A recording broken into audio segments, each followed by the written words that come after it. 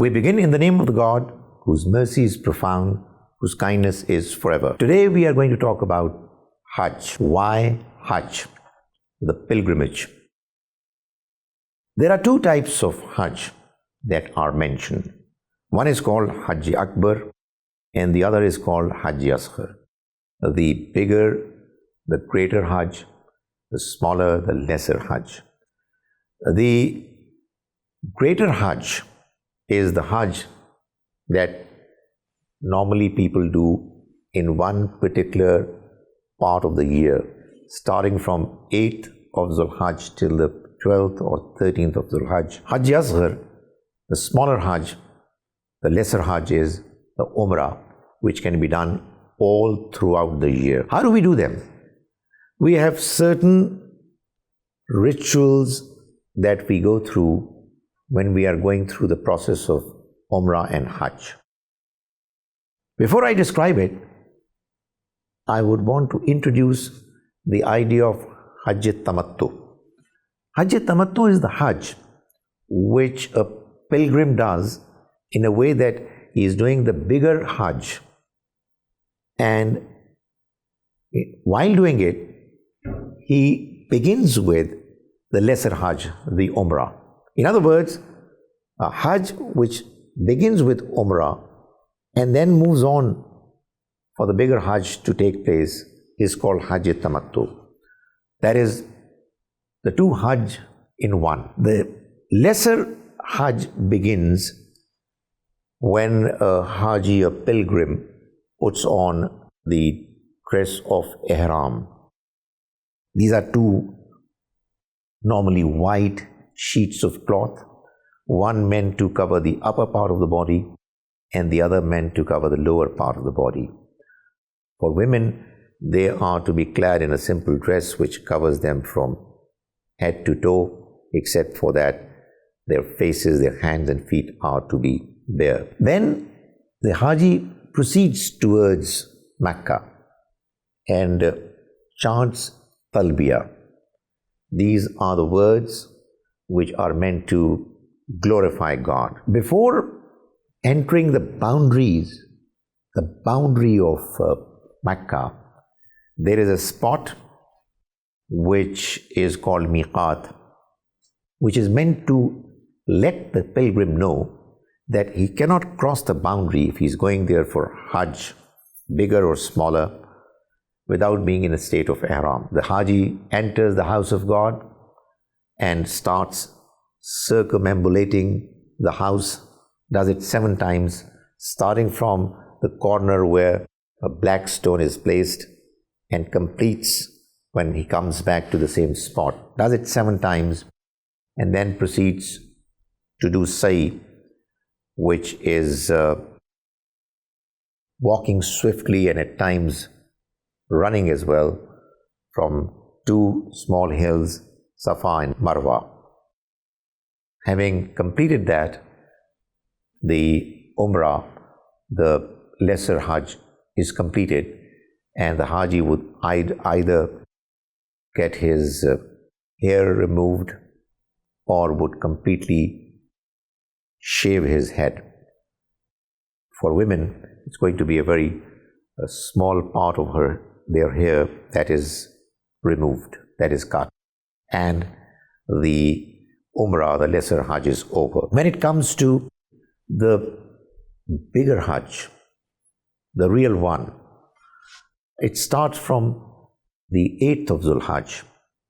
The pilgrims come back in their uniform of Ihram and they assemble in the outside of Mecca in a plain where they are meant to be on the 8th of Dhul Hajj in Mina. From there they proceed on the 9th of Dhul Hajj to the plain of Arafat, which is outside the boundary of Mecca.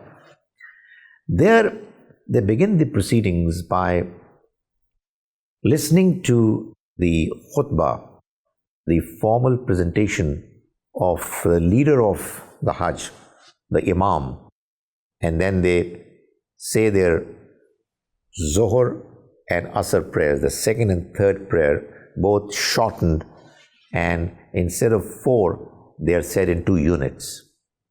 Thereafter, a long period of many hours until the sunset, the Hajis are praying to God, seeking His forgiveness, asking for His help to enable them to fight the battle of this life, fight against Satan properly, successfully.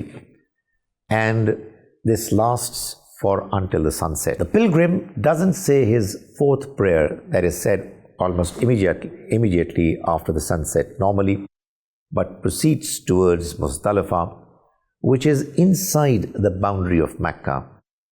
They stay there for the night. They say their 4th and 5th prayer together in a way that the 5th prayer is again halved from 4 to 2. They have a good sleep, and then they move towards Mina once again on the 10th of Zulhajj, where they go for animal sacrifice, they shave off their heads, they get out of the state of Ihram, and they proceed towards the 3 pillars, and they pelt stones at the biggest, the tallest of them all. During this while, on the 10th, 11th or 12th, they go to the house of God and do tawaf, circumambulate the Kaaba. Ideally, they do it on the very first day. But on the 10th, 11th, 12th, and if somebody chooses the 13th of Zulhajj, the pilgrims, they pelt stones at the monuments that have been erected. The bigger, the lesser, and the smallest. So there are 3 which are there, and Hajis, they pelt the stones that they had gathered from Muzdalifah. At the end of the 12th or 13th Zulhajj, after having gone through all these rituals, the Haji leaves Mina and the Hajj is over. The question that arises is that what's happening? Why all these rituals? The Quran says that these rituals are religious symbols, described as Sha'irullah. These are religious symbols. God has decided that they should be done, followed, experienced, and each one of them has a definite meaning behind them. If one is to do Hajj, bigger or smaller, one ought to know what are the real meanings, what is the real spirit behind these rituals, or else the whole exercise is going to be a mere formality, and the real purpose of Hajj will not be properly achieved. So let's find out what these different Sha'ir, religious symbols, mean. Ihram is the first religious symbol. The 2 pieces of cloth that the men pilgrims put on are actually similar to the 2 pieces of cloth which cover the dead body of a believer who is ultimately taken to the grave. The idea is that when we leave for Hajj, we are reminded of the fact that we are now cutting off our ties temporarily with this world.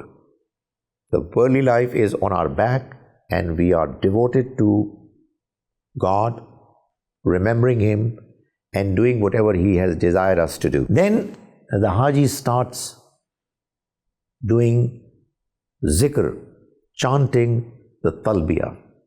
These are some formal words which mean labbaik, Allahumma labbaik. We are here, O God, we are here. Innal hamda wan ni'mata laka wal mulk. Indeed, all praise, all expressions of thank, and the entire kingdom belongs to you, and we are here. Innal hamda wan ni'mata laka wal mulk la sharika lak. There is no one who partners with you. So, this is in actual fact, a response to the invitation that the Almighty has extended to the pilgrims. It is said that when Abraham, he along with his son Ishmael, constructed the house of God, it was at that time the Almighty asked Abraham to invite people towards the house that he has constructed for remembering God. And each time a pilgrim embarks upon the journey, he begins by chanting these words, Labbaik Allahumma Labbaik, O God, I am here on your invitation. So, the spirit of meeting God spiritually is created by repeating these words over and over again. Miqat is the spot which you cannot cross without being in the state of ihram. This is, in other words, a message that now that we are going to meet God, God has His own territory. Obviously, it's all symbolic. The entire universe, the entire existence belongs to God, but for the purpose of Hajj, there is a certain territory that has been earmarked, set forth for God to be remembered. So we enter His territory and we have to be in the right uniform. When we enter the house of God, we enter the sacred mosque, we are struck by the greatness of the house. We are in awe, stunned. It's not a huge building, it's a small structure, but the manner it influences, the manner it impresses us, the manner we are stunned looking at it is immense, is something that one can only experience, one cannot talk about it. That's the biggest symbol of all. As I said, it's a small structure, but it's called the house of God. The house erected for remembering God. There is a black stone which is placed in one corner of the structure. It is called the right hand of God, again symbolically. We either kiss it or we signal at it, and the idea is that we are pledging to God, we are promising Him, like people used to promise and pledge to the chief of a tribe. They would either get hold of his right hand and kiss it. Well, that's what they would normally do. Ladies would normally signal at it. So that's another symbol. So we go around the house and we are as if coming close to God, seeking His forgiveness, seeking His help. We move towards the two hills, Safa and Marwa, and we do sa'i. It is actually striving for the way of God. It's meant to remind us that life is a struggle and we are doing sa'i for His sake. Then begins the bigger Hajj on 8th of Zul-Hajj. Hajis encamp at Mina. And this is actually the beginning of a war, a battle, a jihad against Satan. And that's what the purpose of the bigger Hajj is. The Almighty has invited all pilgrims from around the world to come to His house, make a firm pledge, and fight against his and their enemy, that is Satan. So they all come together in the form of an army. They are troops who have come together in Mina, and they proceed towards Arafat the next day on the 9th, and they pray to God over there behind their Imam, and they seek forgiveness from the Almighty. They seek His help in being able to lead their life in accordance with His expectations and to be able to fight the enemy, Satan, properly. That's an indication of the fact that if Muslims, believers, were ever to fight against the enemy, the evil forces, they cannot do so without first praying to God properly and getting rid of their sins. They move towards Muzdalifah, where they take rest, collect pebbles for the future purposes. In other words, get prepared with arms to fight the enemy.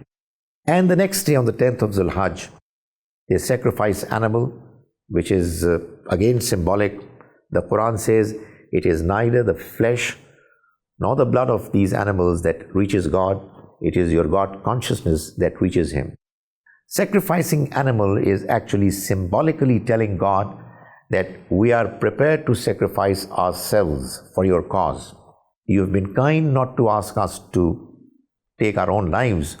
So symbolically we are telling you that here is this animal that we have sacrificed for you. In actual fact, we are available. Our life, our wealth, our time, our energies, everything is available for you to ask us to sacrifice. We then remove our hair. In most cases, men, they shave off their heads. It's again symbolically a declaration that we are announcing that we have become God's slaves. In the earlier times, when there used to be slavery, if a person would buy a slave, the slave would declare by shaving off his head that he has now been taken over by a master and therefore others should not bother. So that is also a symbolic expression that we have now become God's slaves. But finally, the most significant ritual of Hajj is pelting stones at Satan, the three monuments. The biggest of them all, the one that is smaller and the smallest. On the first day, it's the biggest pillar which is stoned at. And then the next 11th, 12th, and if one was to stay on for the 13th, that is a voluntary exercise that one can do on the 13th as well. The idea is that we are showing our anger and hatred against Satan and the evil forces. So we make a firm resolve by striking at those pillars and expressing our feelings that we are fighting against Satan. We will fight against Satan all throughout our lives. The idea of having three pillars is that we get a reminder that Satan would come to us, alluring us towards the wrong path, sometimes towards the big sins, sometimes towards lesser ones, and sometimes towards the even lesser ones. So we have to be agile, vigilant all this while in trying to save ourselves from all kinds of evil designs of Satan, the whisperings that incline us to do wrong. The idea of doing them on the 10th, 11th, 12th, and possibly 13th of Zul-Hajj is to remind the pilgrim that it's an ongoing battle. It's not a matter of pelting stones at Satan on a particular day that you would be able to get rid of it or get rid of the evil effects of it. It's a matter that has to continue till the very last day of our lives. A Haji goes around the Kaaba and seeks forgiveness from the Almighty, asks Him to forgive him for the wrongs that he did while doing Hajj, and asks for His help to remain steadfast throughout the life after the Hajj is complete and to remain in the spirit of Hajj. So Hajj, although is full of rituals, yet all those rituals have definite meanings behind them, and a Haji would do his Hajj properly, effectively, only when he knows the meanings of all those rituals, those shair, religious symbols that the Almighty has decided for the Hajis, the pilgrims, to go through.